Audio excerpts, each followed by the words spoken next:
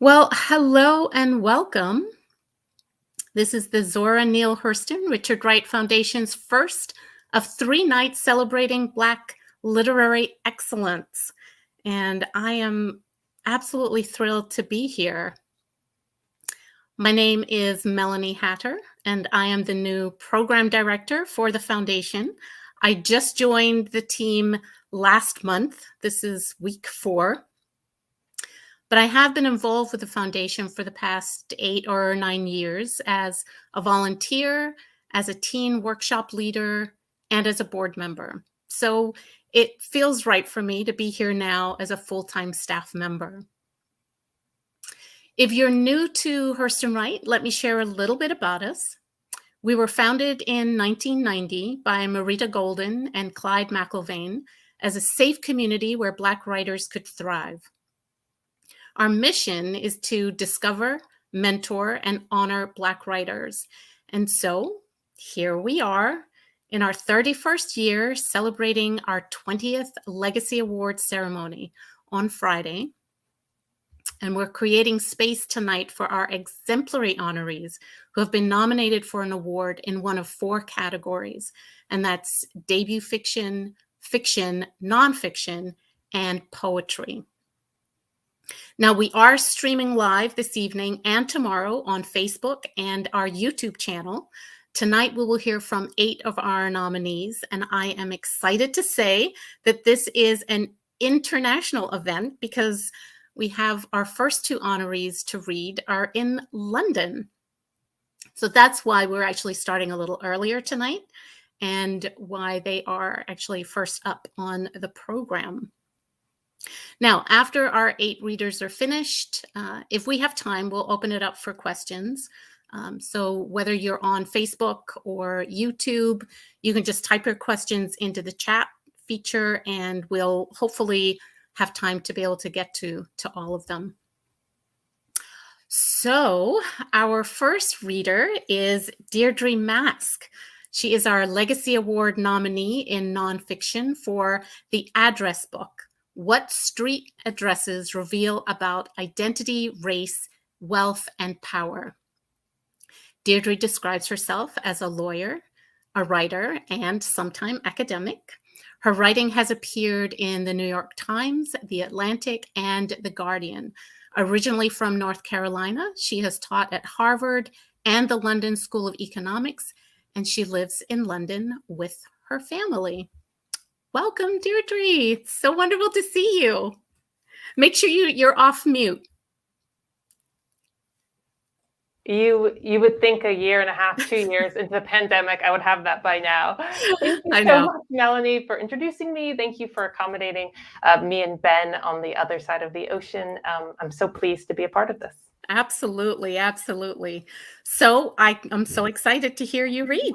Great, excellent. Well, I'm going to read a selection from the introduction of my book, which is The Address Book: What Street Addresses Reveal About Identity, Race, Wealth, and Power. And so these are the opening words for the book. Introduction: Why do street addresses matter? In some years, more than 40% of all local laws passed by the New York City Council have been street name changes. Let me give you a moment to think about that. The City Council is Congress to the mayor's president. Its 51 members monitor the country's largest school system and police force and decide land use for one of the most densely populated places on Earth. Its budget is larger than most states. It's popular bigger than all but 11 states.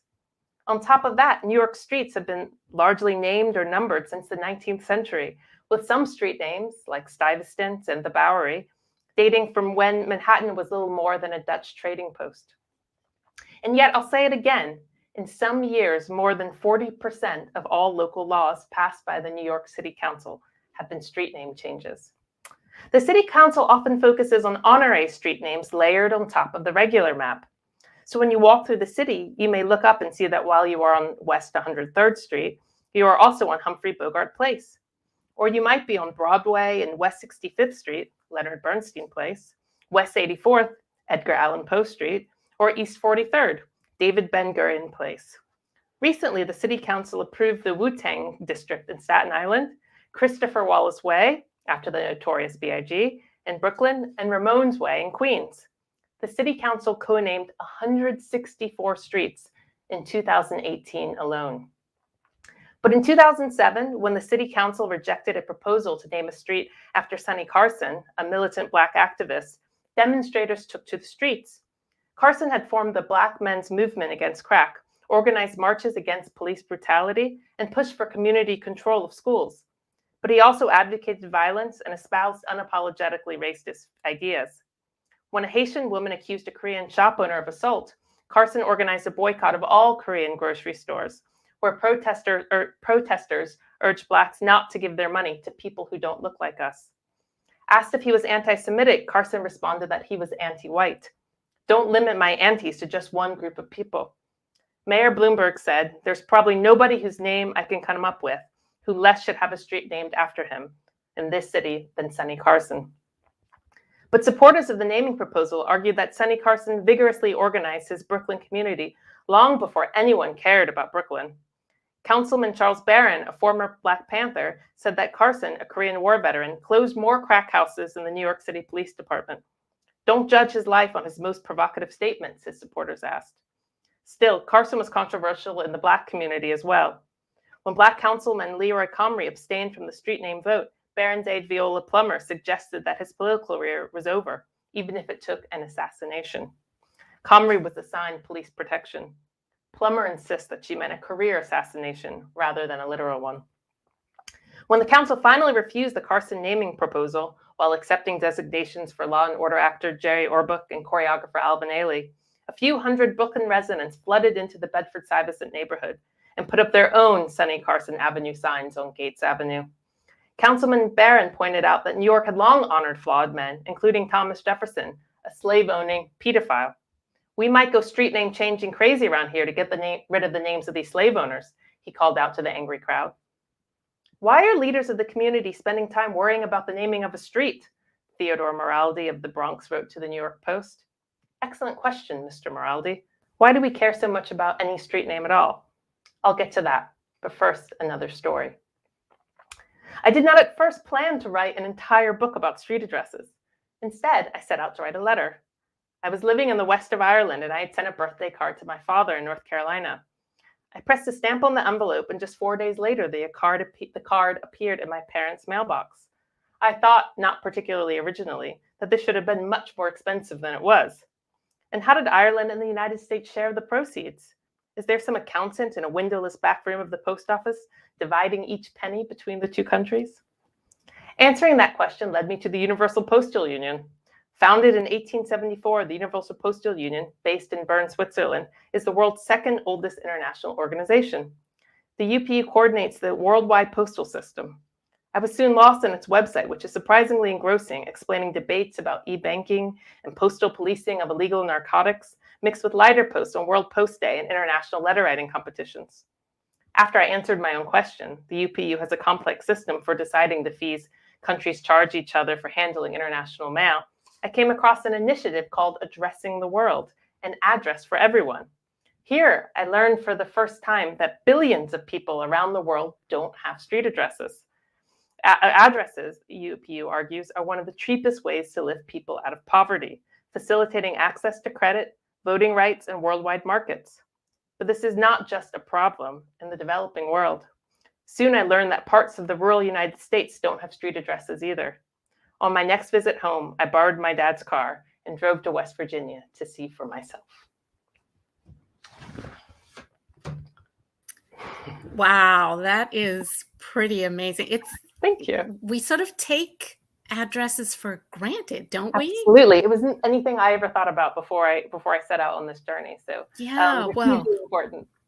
Thank you for that, because it really speaks to so many things, as you say, economic in particular. Absolutely. Power, identity, it's all there. It's all there. Yeah, that's fantastic. Thank you. I'm so glad you were able to join us. Yes, thank you for inviting me and allowing me to be here over the time. So yes, and if you need to go, I totally understand. No, I've definitely been around for a while. Oh, good. Absolutely. So much. So let's move on to our next reader. another UK resident, Ben Okri. He is our Legacy Award nominee in fiction for his novel, The Freedom Artist. Ben is a poet, playwright, and novelist. He has published numerous books, including The Famished Road, which won the Booker Prize for Fiction in 1991, and Astonishing the Gods, which was selected as one of the BBC's 100 novels that shaped our world. His most recent work includes Prayer for the Living, a volume of short stories, and a poetry collection called A Fire in My Head. Welcome, Ben. Oh, it's a real pleasure to be here, Melanie. Oh, so glad you could come. It's late here, but and the house is asleep. But I had to share this moment with everybody. Oh, thank you. And it's an honor because the two writers that the award is named after are writers that I have a great fondness for. Hurston and Wright. Yes. Absolutely. Thank you. Well, welcome, and let's hear you read. Absolutely. Well, I'm going to be reading from The Freedom Artist, which is a novel about some of the most certain crucial issues of our time. I'll start from the beginning and just read bits through it and trust that you will put together some of its themes. It is written in the oldest legends that all are born in prison. This prison is all they know. Literature describes life in it. Religion hints at redemption from it. Having lived here all their lives, humans have ceased to see it as a prison. This is all there is, the realist said, so we might as well make the most of it. That had been the dominant thought for thousands of years. Under its influence, humans had created civilizations all over the world. They had waged wars, erected pyramids, and punctuated the silent texts of the earth with temples. To create a reality more real than the world was their idea of perfection. Music filled the lands with the sistrum and the lyre, the flute and the drum. They created music of such beauty that they temporarily forgot their underlying misery. Their civilization became so successful that they forgot that they were in prison. They began to think that they were free. In another house, early in the evening, Amalantis was listening to her lover with a listless air. His name was Karnak. He was a fine young man with gentle features and doe-like eyes. He was at an in-between stage in his life, awaiting employment. He was speaking of the charm of her cheeks, the bewitchment of her eyes, and the firm grace of her body. He was passionately in love with her. But for some time now, she had been feeling a strange emptiness. The more people praised her beauty, the emptier she felt. It had begun one morning, long ago, when she was staring into a mirror. As she gazed at her face, someone in the mirror appeared to wink at her. She became aware that there was someone inside her that wasn't her. The more she looked, the more she felt that someone other than her was trapped behind her face. Who is it behind that mask that everyone thinks is me? She wondered. This question was the beginning of her troubles. She got it into her head that whoever was behind her face was a prisoner. She felt imprisoned within herself. It was a notion that brought panic. She could not share this notion with everybody. Everyone thought Amalantis beautiful, but the more people praised her beauty, the more she felt like a fraud. This made her silent in the face of adulation,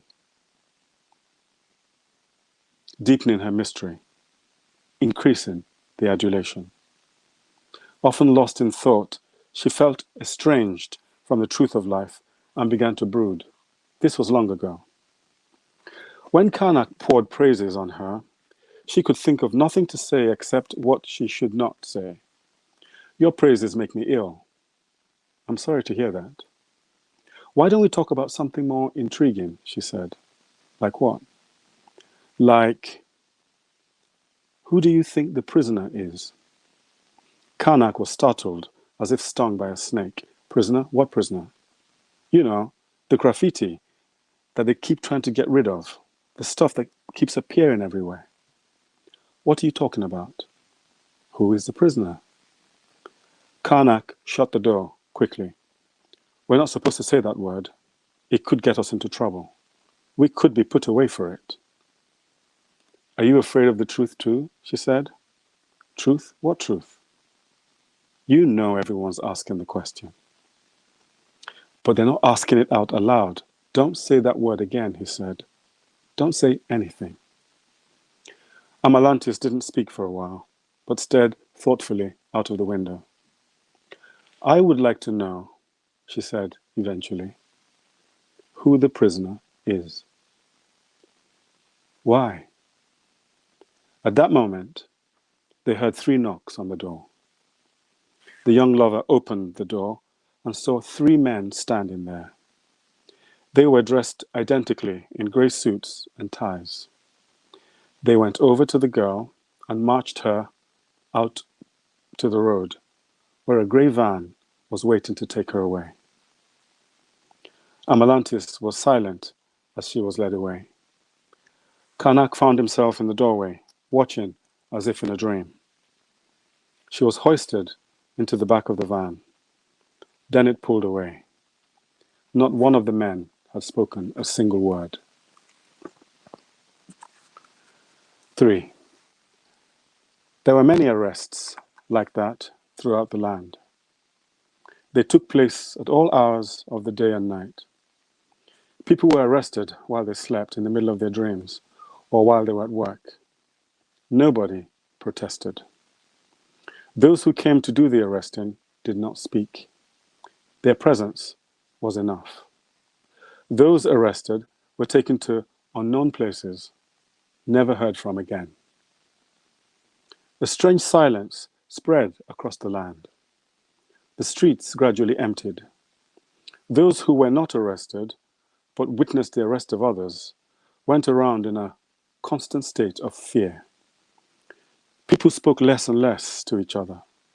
Their conversation became neutral. They stopped looking one another in the eye. No laughter was heard in the streets. A gloomy mood pervaded the land. Naturally, the quality of language changed. Certain words became suspicious and vanished from public life. Words like hope, rights, truth. Anyone heard uttering these words found empty spaces around them. It wasn't long before using the word freedom it wasn't long before anyone using the word freedom was suspected of harboring dangerous intentions. The question which appeared on the walls did not go away just because the authorities grew more ruthless. If anything, the questions and their appearance in public spaces grew more audacious. On a bright morning, the wind would blow square bits of paper among the populace. On these miniature bills was the question, who is the prisoner? Silence had only multiplied the power of this question. 4. There were, in those times, 2 classes of people. One, the overwhelming majority, were the normal people. They did not speak much. They did their work, fulfilled their obligations, raised their families, read the newspapers, absorbed all they read, watched television, and believed all they saw. They kept their nightmares to themselves. They constituted the highest presence in hospital wards and psychiatric clinics. They had, as a running music in their heads, a steady, unchanging drone. And yet, at night, in room after room, across housing projects or in rich suburbs, screams could be heard coming from their beds. They shouted in their sleep and howled like frightened animals. This could be heard at night all across the land. It became so common that soon it was considered the normal mode of sleep. That is to say, no one noticed it anymore. And the final passage I'd like to read, a very short one. It's about one of the main characters' father. It was her father who started Ruslana on the path that led underground. Her father had remained something of a mystery to her. He lived a shadowy life. He read books. He read to her as a child from books which, with the new dispensation, had disappeared from the world.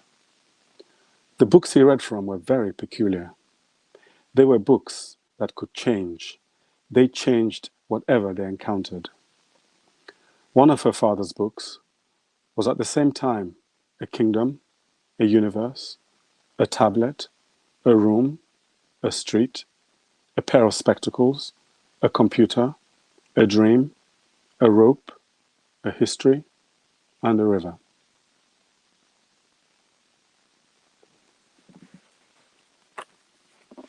Thank you very much.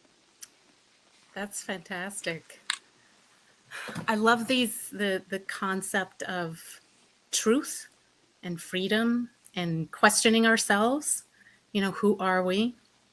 And I think you had said that this was when her troubles began, when she started questioning. Yeah, we can definitely sort of relate to some of that, I think, in these times for sure. That was wonderful. Thank you for sharing that.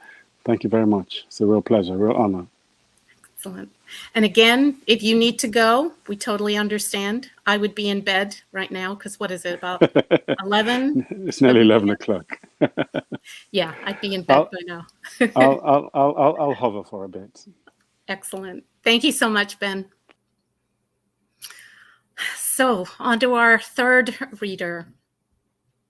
Dr. Marsha Chatelain is our Legacy Award nominee in nonfiction for Franchise, The Golden Arches in Black America, which earned her the Pulitzer Prize in History. Marcia is a professor of history and African American studies at Georgetown University, where she teaches about women's and girls' history, as well as Black capitalism. Welcome. Thank you. Glad so you much. could make it. Me too. Me too. Today, I'd like to read you part of the introduction for the book that starts the story in Ferguson, Missouri. Hands up, don't shoot. Across the streets of Ferguson, Missouri, protesters and mourners shouted the call and response dirge in memory of Michael Brown Jr. On August 9th, 2014, police officer Darren Wilson shot and killed a teenager while he was walking through an apartment complex with a friend. After 6 of Wilson's bullets struck the recent high school graduate, his body remained uncollected and uncovered for nearly 4 hours. Residents captured the morbid scene with their cell phones and their memories and shared them across social media. Brown's death and all it represented, police violence and disregard, racism and poverty, catalyzed the nascent movement for Black lives and sparked a global conversation about American justice. By the next evening, seasoned and first-time protesters joined Ferguson residents on the town's main drag, Florissant Avenue. Some carried signs demanding justice for Michael Brown. Others linked arms with clergy members, belting out civil rights-era freedom songs. Savvy political leaders and grief-stricken family members sat for interviews with the reporters who traveled to Missouri searching for new angles on the story. A small group of provocateurs brought Molotov cocktails, glass bottles, and matches to the streets. All of these people were met by local and county police, and later the Missouri National Guard, armed with tear gas, rubber bullets, and tanks. The gear was courtesy of the U.S. Department of Defense's 1033 program, which outfits domestic police forces with weapons unused in Afghanistan and Iraq. For weeks, traditional news outlets and amateur digital storytellers broadcast updates on the uprising that disrupted life in the town of 21,000. Ferguson's landmarks became familiar scenes for the millions who followed the crisis on their televisions and smartphones. Newscasters appeared live in front of the Quick Trip gas station that was burned down the day after Brown's death. Facebook and Twitter curated the images of makeshift memorials to Brown in the center and on the edges of Canfield Road, where he died. But of all the places that represented Ferguson in the public eye that summer, the McDonald's restaurant at 9131 West Florissant best symbolized the interplay between racial justice and the marketplace in America, past and present. The Florissant Avenue McDonald's was both an escape from the uprising and one of its targets. On some days, the McDonald's was a beacon. Reporters found live electrical outlets to charge their computers and Wi-Fi to send emails to their editors. Demonstrators took breaks from marching and ordered cold drinks as the daytime temperature hovered around 80 degrees. Police officers, overheated by their uniforms of domestic war, found air-conditioned relief as they awaited shift changes. In the parking lot, television camera crews arranged tripods. Organizers distributed leaflets. At the counter, cashiers managed their regular duties while also attending to an increase in requests for bottles of milk used to relieve the sting from the chemicals launched into the late summer sky. The manager kept a television tuned to the news and watched alongside patrons when President Barack Obama addressed the nation about, quote, the passions and the anger that had been ignited in Ferguson. The McDonald's was a center of that passion and anger too. One night, 2 journalists were arrested for trespassing after they questioned why they were being asked to leave an ostensibly open restaurant. On the night of August 17th, a crowd broke the front window of the McDonald's. Some say they were fleeing another tear gas attack and needed more milk. Others wrote them off as looters. Eventually, calm was restored in Ferguson, and in the recap of what happened in the St. Louis exurb, the fluorescent McDonald's was portrayed as a bright spot and an anchor for the community. The Ferguson moment was not the first time that McDonald's played a major role in a racial crisis. In fact, the Florissant Avenue McDonald's, as a franchise location owned and operated by an African-American businessman, is the descendant of a somewhat bizarre but incredibly powerful marriage between a fast food behemoth and the fight for civil rights. After the assassination of Martin Luther King Jr. in 1968 and the ensuing urban upheavals, the movement for racial justice pivoted its focus towards Black business ownership. Hamburger, fried chicken, and taco chains eagerly met the gaze of those interested in using business development as a strategy to quell unrest, and introduced fast food franchising to inner-city Black communities. This book tells the hidden history of the intertwined relationship between the struggle for civil rights and the expansion of the fast food industry.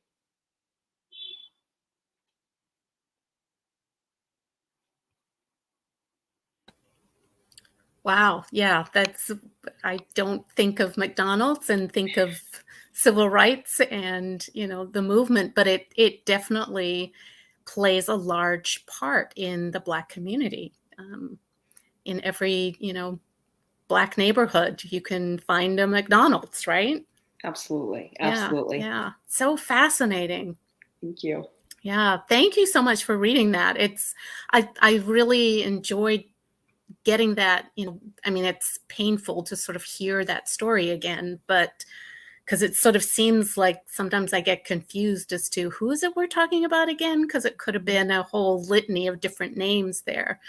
But hearing that and then bringing it slowly into that concept of McDonald's being part of a community place that's seen it all, I guess, in many respects. Absolutely. Yeah. Thank you so much for being here. Hang around and hopefully I'm sure folks will have some questions for you. So let's see. Next on the list is Fenderson Djèlí Clark. He is our Legacy Award nominee in fiction for his novella Ring Shout. He is a speculative fiction writer and historian. His short story, The Secret Lives of the 9 Negro Teeth of George Washington, I love that title, earned him both a Nebula and Locus Award. Born in New York and raised mostly in Houston, he spent his formative years in the homeland of his parents, Trinidad and Tobago. Welcome. How are you? I'm good, Melanie. How are you doing? I'm good. I'm so glad you're able to make it tonight. Thank you for this invitation. Glad to have this chance to read. Excellent. So I'm going to read from Ring Shout. See that wonderful cover. And, normally I start, whenever I do these readings, I start at the very beginning, but I'm going to change it up today. and I'm going to start in the middle. Where we are, our heroine Maurice, after fighting Ku Kluxes, after a night in a juke joint, has just woken up from a nightmare, and she's found that her magic sword is calling her. So all of that is going on. I squint at a sudden glare, forcing me out of my thoughts. I raise up to find my sword propped in a corner, glowing bright. I didn't call it, so it being here mean I'm wanted. So much for dreaming about freedom. I disentangled from Michael George, who shifts his weight but don't wake. Grabbing up his shirt, I slip it on and hop out the bed, walking to my sword and grabbing it by the hilt, then stumble as the room falls away. I shake off a bout of dizziness and glance around. I'm standing in a green field under a bright blue sky, only there's no sun. This ain't no dream, though, and I'm not alone. There's 3 women. 2 are older, sitting in fancy high-back chairs at a white table beneath the biggest southern red oak you ever seen. Both got the knowing looks of aunties, which is what I call them. The 3rd, she on a swing hanging by a rope from the tree and gliding back and forth. Her face young enough to be my sister, but she's pure auntie, no mistaking. All 3 got on canary yellow dresses with lace and embroidery, set off by colorful wide-brimmed hats. One at the table looks up from where she's stirring a glass pitcher. Maurice. Her plump brown cheeks lift into a smile like I'm her favorite niece, and she stands to pull me into a hug, rubbing my back. Aren't you a sight for sore eyes? Come sit now. Hello, Auntie Ondine. I turn to the other one at the table, bowing my head respectful. Auntie Margaret. She glances up from doing stitch work, a frown wrinkling her narrow face and dipping her bright pink hat. Took you long enough to get here. She looks me up and down. You put on weight? I grind my teeth behind my smile. Auntie Margaret is that kind of auntie. Oh, Maurice is just as she needs to be, Auntie Ondine insists, smoothing down the gold feathers crowning her purple hat. Don't mind Auntie Margaret. She's a bit cranky today. Here, have some sweet tea. She's always a bit cranky, I think, except in a mason jar. I stir the ice before sipping, a lemon wedge tickling my nose. Best sweet tea I ever tasted, like somebody mixed up sugar and sunshine and goodness.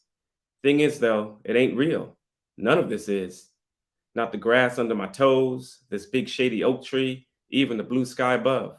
That stuff Molly was saying about other worlds, this someplace like that, I think. Auntie Ondine said it looked like this for my sake, to give me something familiar. These 3 not people either. Never you mind they looking like aunties up in church on Sunday. They ain't got shadows for one. Look just out the corner of your eye, their bodies start to shimmer and blur. One time I looked too long and all 3 changed. They were still woman-like, but slender and unsightly tall in long, blood-red gowns. Their faces was masks stitched from what looked like real brown skin. What was beneath? Well, it reminded me of foxes, with rusty fur, pointed ears, and burnt orange eyes. I know what it sounded like, bro fox and all that, but I saw what I saw. I sipped the sweet tea, that ain't really sweet tea, and turned to the woman on the swing. Hello, Auntie Jane Dean. She don't answer, just keeps swinging, a far-off look in her eyes. Oh, she's doing her thing, Auntie Ondine apologizes. That explains it, then. Auntie Jadine, the strangest of these 3, and that's saying a lot. Time funny with her. She living in the now, the yesterday, and tomorrow all at once. When she like this means she's somewhere, sometime else. Nana Jean warns me to watch myself with these 3. She say haints is tricksy, but they remind me of my mama in a way, like they plucked memories of her from my head and made them into 3 people. Maybe that's why I'm fond of them. Remind me of what I lost. Besides, was them who gave me the sword. The broad black leaf blade sits on the table, keeping a steady hum that draws in spirits, their singing whispering in my ear. Auntie Ondine telling me how the sword came to be. The one who made it, back in Africa, he was a big to-do who sold slaves, till he got tricked and sold too. Got made a blacksmith on account he was good with iron. He made the sword to look like one that marked him as a big to-do, only bigger, not just for ceremony. He pounded it with magic, calling on the dead who got sold away. He bid them sing their song, seek the spirits of the ones who sent them across the sea, and bind those chiefs and kings, even his own self up in that iron, make them serve those they done wrong. When I call the sword, I get visions from them angry slaves, their songs pulling at restless chiefs and kings bound to the blade, making them cry out until sleeping gods stir and answer. That's the sword's power, a thing of vengeance and repentance. Don't know how it ended up with these three, but they say it needs a champion. When it first come, I wasn't no champion though, just a scared girl hiding under the floorboards.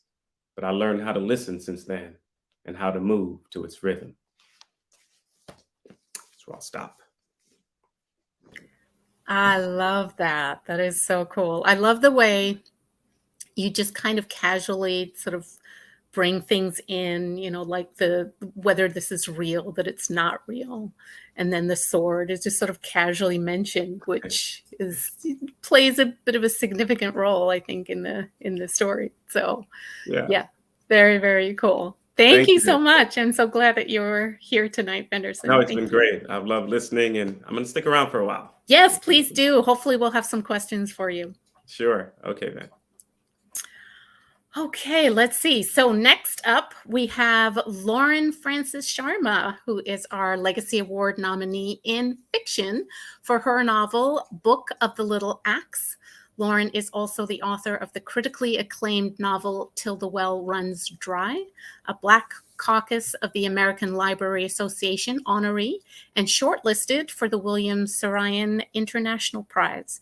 She is the Assistant Director of Breadloaf Writers Conference at Middlebury College. Welcome, Lauren. It's good to see you. Nice to see you, Melanie. So happy to be here. Thank you. Yes, welcome, welcome. So I am going to read a little from Book of the Little Axe. It's a story set in both Trinidad and in North America. It's 1830 on Bighorn Mountain in what will become Montana. Rosa, our heroine, left her home in Trinidad not long after the British invasion in 1797, and now she's living with the Crow tribe, and her boy Victor, who's 12, has found himself in a love triangle between a formerly enslaved indigenous girl and his best friend, Lyquin, which leaves him perplexed about his Blackness and this history his mother has kept from him. The other men laughed and teased Ma, said she was heartsick that father had left, that she didn't know her toes from the hairs in her bum.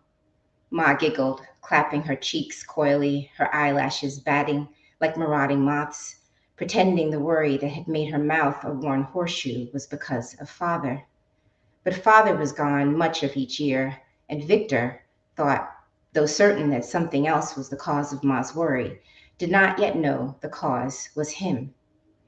It was nearly a week after father's departure when the new girl was sent to live in a lodge across the valley, a half-hour's walk from Lyquin. But it was only a matter of days after this that the girl found her way back to their camp and began seeking out Victor. Victor knew the girl hoped to be in proximity to Lyquin, but that didn't lessen his elation. He wanted the girl to favor him. It was a fact that both shamed and propelled him. And though perhaps he should have thought better of his pursuits, Victor felt like Lyquin had given this opening to him, for he'd made himself scarce, skipping their hunts, hiding himself away in his mother's lodge as if in sufferance. So the girl and Victor were left alone, and all seemed well between them until one misty morning when they roamed along the edges of a field and noticed horses struggling to find fodder. In the 4 days prior, rain had come down with such cruelty that some of the earth looked to have been bashed into the muddy pools where it now swirled. We'll need to move the horses to higher ground, Victor told the girl. As they trampled into the morass to tether the horses, the girl standing beside the runtiest of the stallions smiled and pointed at its tangled tail with her pinky. Your hair is like this, yes? She said. Victor had never thought of his hair as being like that of a horse's. In his hands, his hair felt like the lacy leaf of a maple or the ruche of a spider's web. But if the girl was asking if he'd ever wondered why his hair, why his mother's hair, was so very different from all in their tribe, the answer, of course, was yes, he had. He'd admired, sometimes even envied the straighter hair of others, occasionally wishing for the easy flow and the growth that descended. But Ma seemed to know that such desire would come, and she told him long ago that in the faraway world of their ancestors, straight hair was an anathema. She laughed when she said the word, said that it meant her people would have wondered what there was to do with such straight hair. They would have wondered why it did not have the same powers of stability and dexterity, did not have the ability to captivate light and resist air. And any time Victor questioned why he'd been made so different, Ma would smile with her eyes and touch his hair, and her hands inside his twisty strands, softly grazing his scalp, always made sense to him. But now, looking at the girl's gnawed lip curl up as she pointed at the tangled, coarse hair of the horse's tail, he could no longer remember the feeling Ma's fingers had offered him, and so he laughed, hoping his feelings of inadequacy did not reek. It was not long after the girl asked Victor to walk with her south alongside the creek, down its shaded path, the claret cliffs in the distance like cones. He had hoped she would offer a declaration of some kind, for those banks were known to be a lover's place.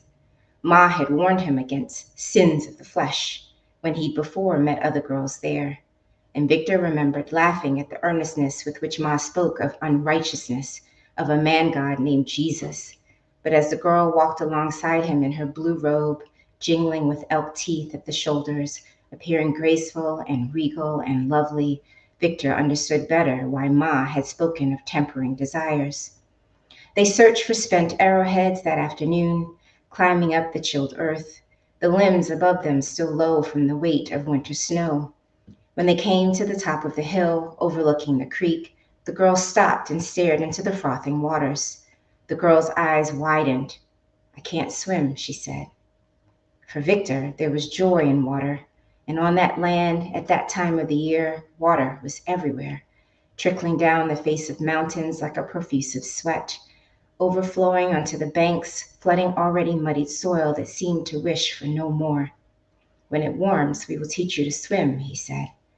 The girl said nothing more until she asked that they stop and sit in the striped light of the afternoon. Victor reached for a shiny pebble and began showing her how to chip at its skin to create a head. The girl nodded, but her eyes flitted about as if she'd heard something. Then she stood, and Victor readied his bow, and soon limbs began to shake and dried leaves snapped, and out from behind a thicket of branches came Likewind, who moved forward to embrace her. Likewind mouthed "thank you" to Victor, and when the two of them broke from each other, Likewind held out the girl as if to inspect her and said, "I thought we would now be alone."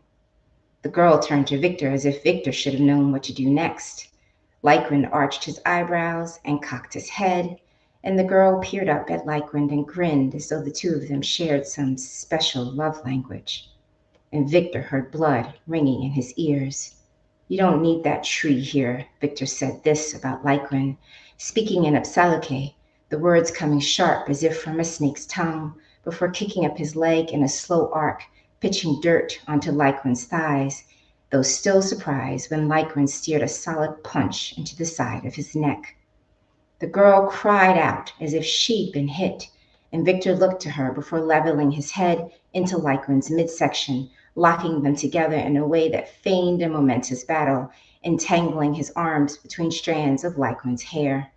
The girl hurried away, and Victor broke from Likewind and ran after her, pulling her into him, but she pushed him. "Don't touch me."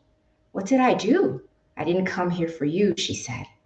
Likewind was behind them now, his breaths heavy and shrill. "You don't know your place," the girl said. "You think you're the same as them, as us, but you're not." "Did he tell you to say this?" Victor pointed at Likewind. "He doesn't have to. Look at your mother." The girl said the words as though certain they would feel like icy lances in Victor's heart, but he would not let on that she had hurt him. "This is the news you carry?" Victor said. "I've told you my mother's from Trinidad. She probably escaped from wherever that is." "Escaped," he said. "You mean like you?"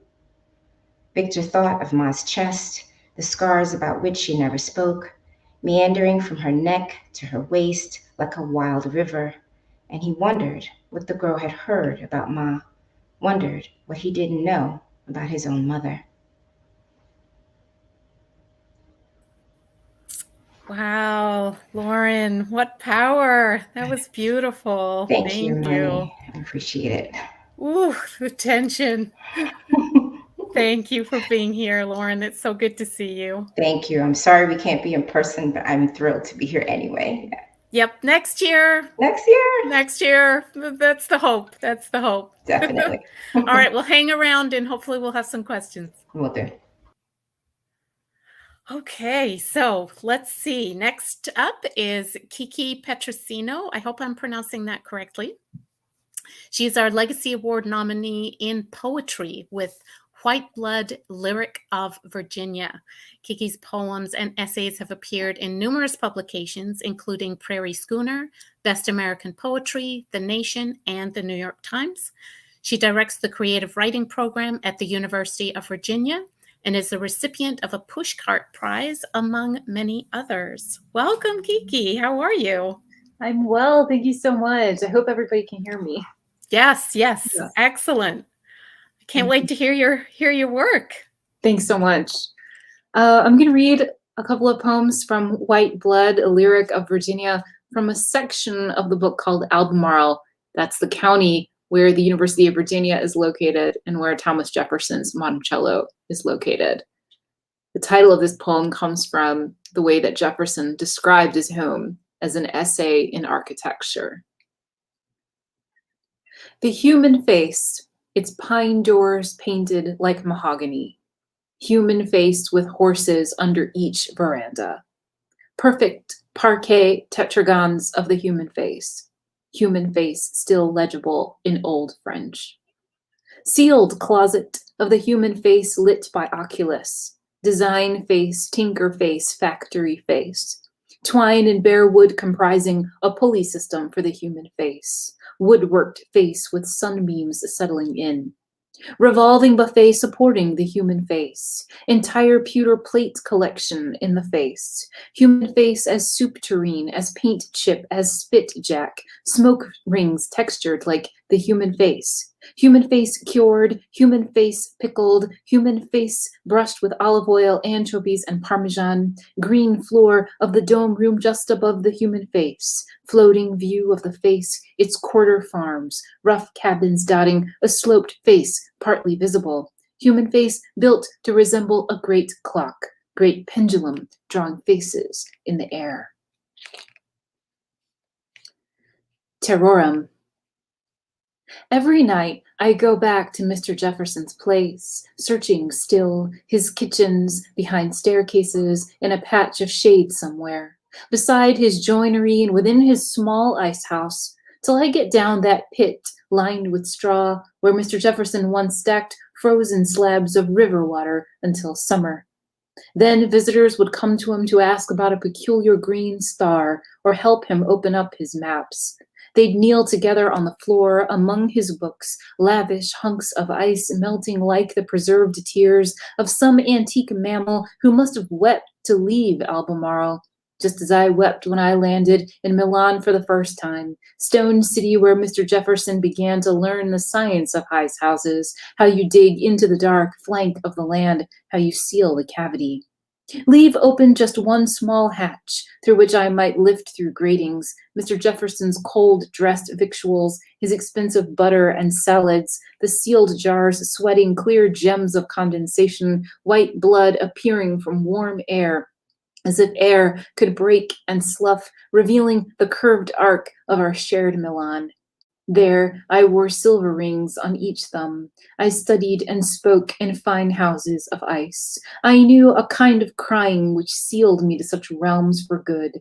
Old magic weep, old throb in throat. How much of my fondness for any place is water, stilled and bound to darkness.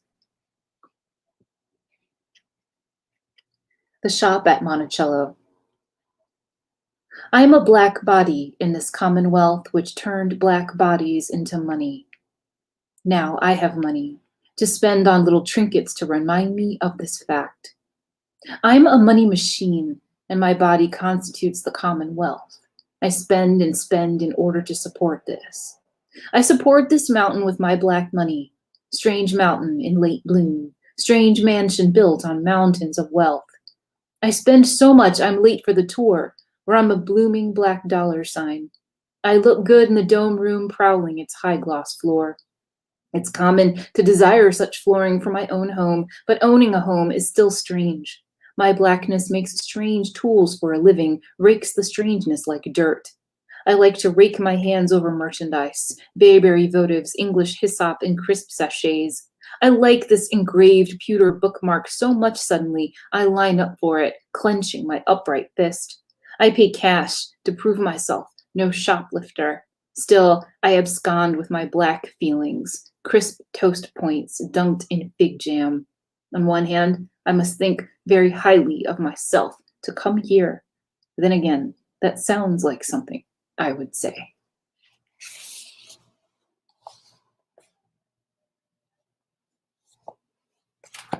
I was writing notes. That was so good. I loved blooming black dollar sign and abscond with my black feelings. That's so good. Just, yeah, excellent. Did you spend a lot of time in the store there? Yes, I did, and it's a place to enjoy, but also a place to overhear what other people are saying after they've just finished the tour. It's really a remarkable experience every time. Oh, interesting. I have to talk to you more about that. Great. Thank you so much for being here. Thank you. And let's see. So our next reader is Rita Woods. She is our Legacy Award nominee in debut fiction with her novel Remembrance. Rita is a family doctor and the director of a wellness center. For 10 years, she served on the board of the Homer Glen Library in Homer Glen, Illinois. Her next book, The Last Dreamwalker, is coming out in the fall of 2022. Welcome, Rita. Thank you. It's This so is good to so see. exciting. It's just to be around all of this talent I'm just thrilled. Wonderful. Well, you fit right in. Thank you. Let's hear what you've got. So I'm going to read from Remembrance. And Remembrance is a novel that takes place across several timelines, starting from just before the Haitian Civil War and all the way through the current times. And it's the story of four women, the interwoven story of four women who center around a woman, Abigail, who has the ability to create a parallel universe that's a stop on the Underground Railroad. And I'm going to read a section where she's just kind of coming into her power. Brown water, thick chocolate colored, so different from the navy blue water that rolled up onto the sands of Saint Domingue. She had been tired then, too, so tired. Simone and Josiah had led her from the docks. They'd been waiting there for her in New Orleans, waiting as if they knew she was coming. Perhaps they had.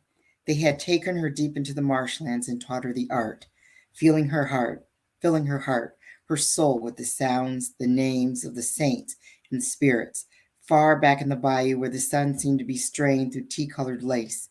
She was surrounded by the mystery, by the magic. It covered her up until the world appeared to slide around her, shifting colors and shapes like a child's kaleidoscope. She studied and she learned because she wanted revenge. For her babies, for her Hercule's murder at the edge of that fat pig's coffee grove. She wanted revenge for herself and for her sister, snatched from a village that grew dimmer in her memory with each passing year. She studied and learned and plotted, and then she was alone. She left Simona, left Josiah. She didn't need them anymore. They had nothing left to teach her. She wandered the Crescent City and the nearby river towns for years, paid in coin to find true love for the gens de couleur, the free people of color, working roots to bring healthy babies to barren couples or return unfaithful husbands to their wives. Abigail drifted along like a ghost and was left to herself, hating them, planning her vengeance. But there were so many of them, too many. She wanted to kill them all, but what she wanted even more, her man, her babies back in her arms remained out of reach. Even her powerful magic could not bring them back. but the whites feared her, even as they sent for her to cure their ills and erase their gambling debts, or to predict the vagaries of the sea where their ships sailed. And she extracted what vengeance she could, poisoning their animals, sabotaging their businesses. Not enough they ever suspected her, but enough to inflict pain. And then came the girl, the baker's girl, a tiny slave girl with pale, perhaps 7 or 8. She was tied at the ankle every morning to a hitching post at the side of the shop, her face so thin, bruises up and down her bony arms. Every morning she followed Abigail with her eyes as she walked past, staring hungrily at the bread basket she carried. One morning, Abigail stopped. "What is your name, child?" Abigail said in English. The girl blinked at her. "You would like a biscuit, oui?" Abigail held out a sweet roll to the girl, who snatched it from her.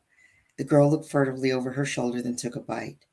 "Dorcas," she murmured. The baker materialized in the shop door, swearing in a language Abigail didn't understand. He was fat and sweaty, with greasy gray hair, and he drew back a beefy hand and struck the little girl across the cheek, knocking her into the dirt. Dorcas sprawled on the ground, arms up to protect her face. The baker whirled towards Abigail, ready to strike again, and she raised her chin, staring into his eyes. "A mistake, Blanc, the last you will make." The man froze, arm raised. He saw the look in her eyes and seemed to sense the danger, his Adam apple bobbing in his thick throat. "Get away, negress," he snarled. "Get." Abigail smiled, and the white man flinched, a bead of sweat forming on his forehead. His eyes spun wildly in their sockets. She bent and righted the girl, handing her the sweet roll. The baker made a noise in the back of his throat, and Abigail fixed him with a hard look, a warning, then bowed and walked away. Late into that night, in her small shack at the far edge of the city, she saw in her mind the baker strike the child again and again, and her anger fermented in that stifling heat. If she could not get back to Saint Domingue, they called it Haiti now, then she could still have her vengeance. For 3 mornings she walked past the baker's shop, but the little girl was not there. On the 4th morning, the child was tied once more to the hitching post. She did not look up as Abigail approached, but it was impossible to miss the new bruises covering her face. Abigail ground her teeth, but did not go to her. Instead, she stood at the edge of the street facing the bakery door. All through that morning, patrons drew near, then, seeing her there, beat a hasty retreat. At first, the baker only glared at her through the shop window, his face growing redder and redder as the hours ticked by with no customers. Finally, he stormed from the door. "You go now," he cried, "before I call the police." She smiled. "The police do not answer calls from the dead, monsieur." The baker blanched. "Get away," he screamed. He threw his baker's hat at her, and she bent to pick it up. "Get away from me." Abigail nodded and walked away. That night, under a full moon, she took the cap, pleased to see that there were 2 gray hairs still inside, and placed it on the ground behind her shack. She pricked her finger with a sharp knife, then held her hand over the cap as she bled. 7 drops in the shape of an eye. She covered the cap with rosemary, lavender, saltpeter, and cinnamon, then set it afire with the flame from a black candle. She smiled as the flames beat back the darkness. The baker would never beat that child again. 7 days later, the baker, his wife, and their 4 children were dead, found dead in their beds from no cause the doctors were able to figure. It was 2 more days before she heard that the same mysterious illness had taken Dorcas as well. And then days after that, the decapitated heads of the slaves who revolted against the sugarcane plantation owners lined the Mississippi on spikes from the Place d'Armes to the plantations far out into the countryside. And Abigail was finally broken. Whoa, grisly. Wow, that's pretty intense. Very powerful. Thank you. Great. So let's see. We have one more. Last but absolutely not least is Stephen Wright. He is our Legacy Award nominee in debut fiction as well with the Coyotes of Carthage. Stephen is a clinical associate professor at the University of Wisconsin-Madison Law School, where he co-directs the Wisconsin Innocence Project. From 2007 to 2012, he served as a trial attorney in the voting section of the United States Department of Justice.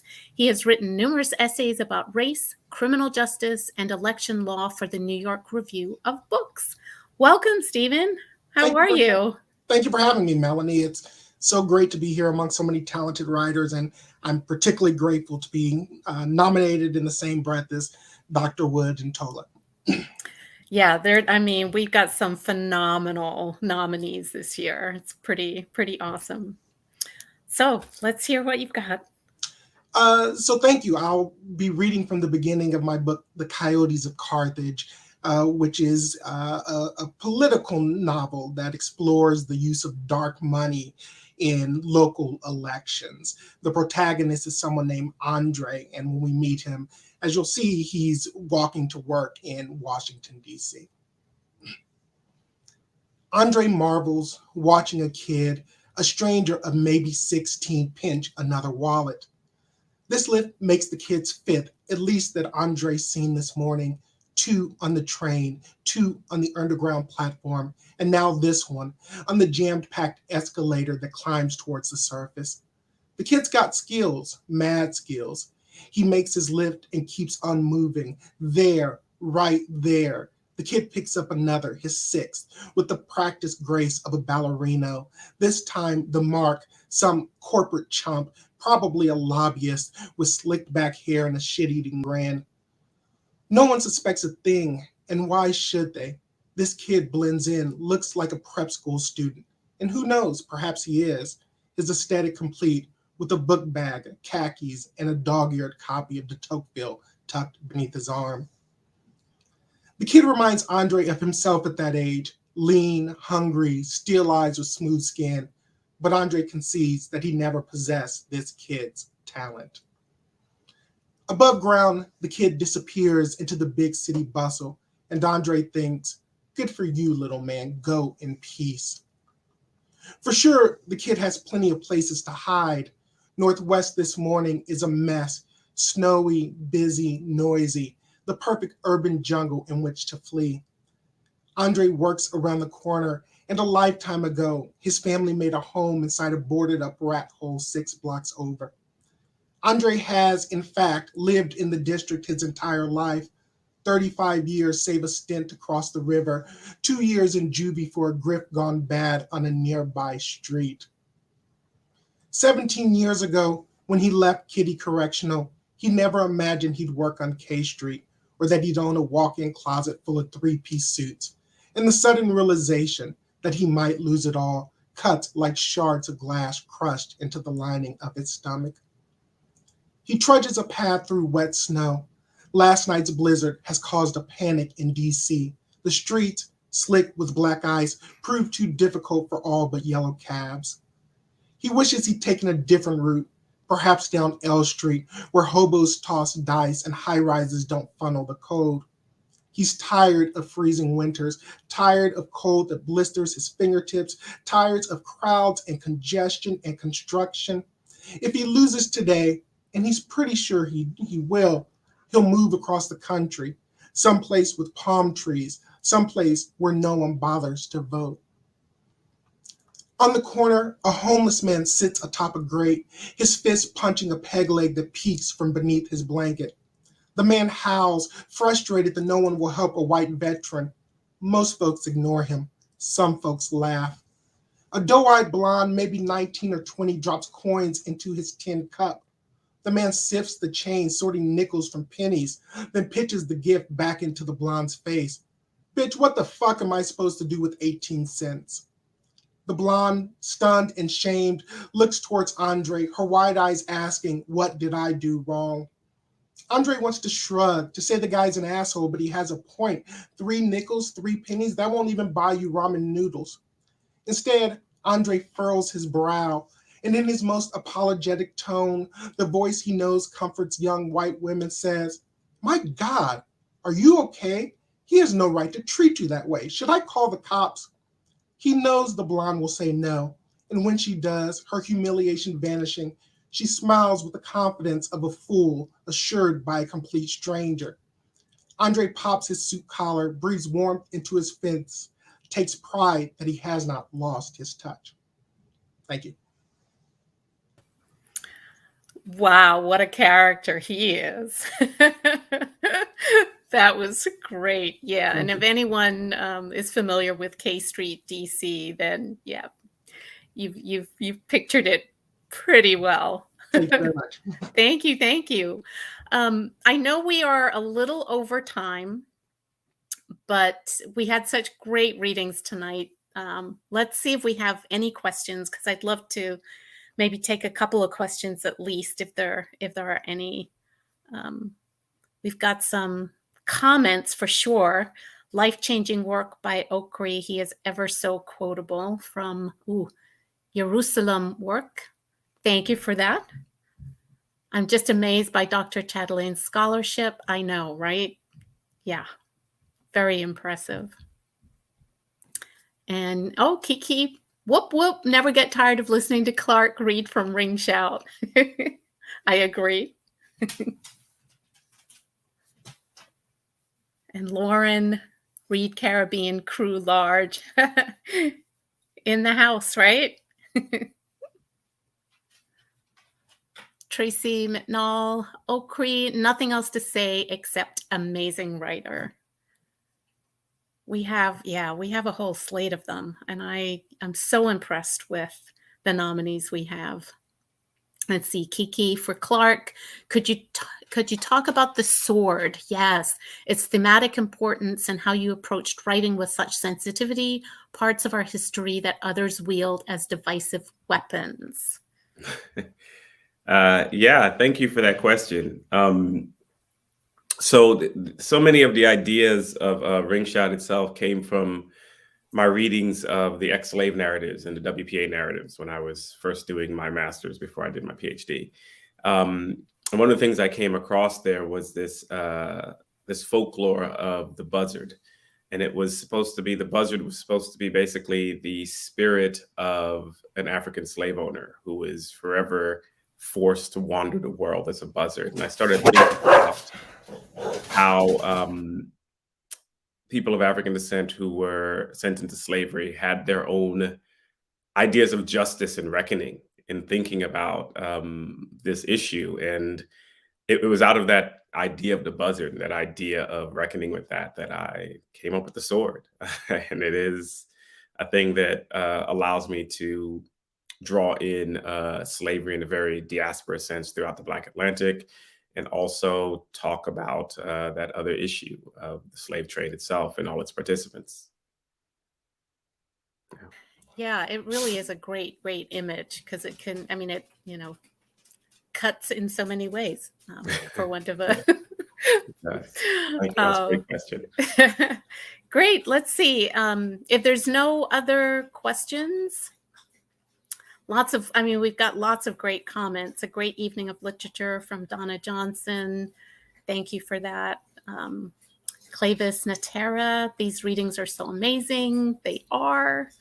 I feel pretty honored to be here to sort of bring all these readers together. It really is. It's been such a fantastic reading tonight, and we're doing it again tomorrow with another slate of amazing writers. Thank you to all of our legacy honorees. This truly was an absolutely fantastic night.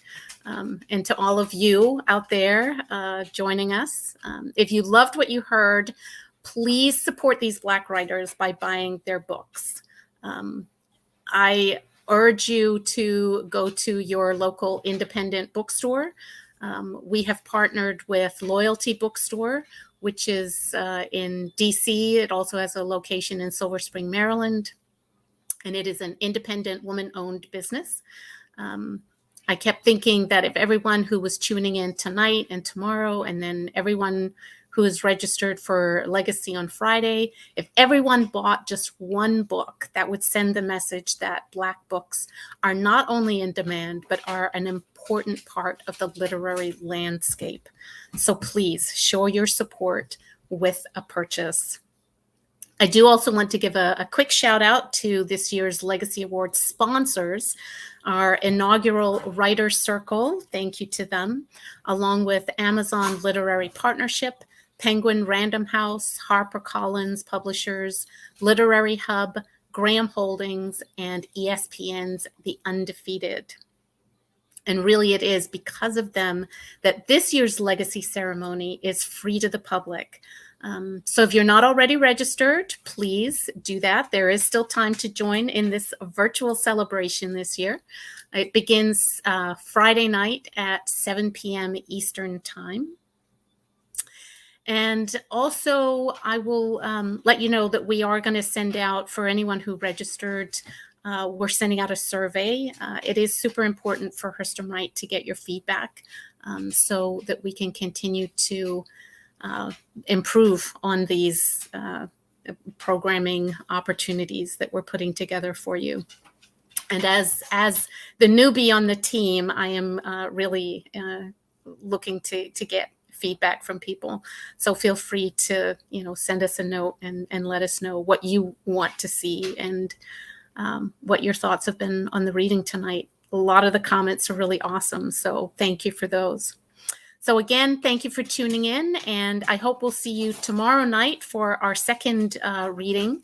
That will be sort of same Facebook and YouTube channel, 7 p.m. Tomorrow night, 7 p.m. Eastern.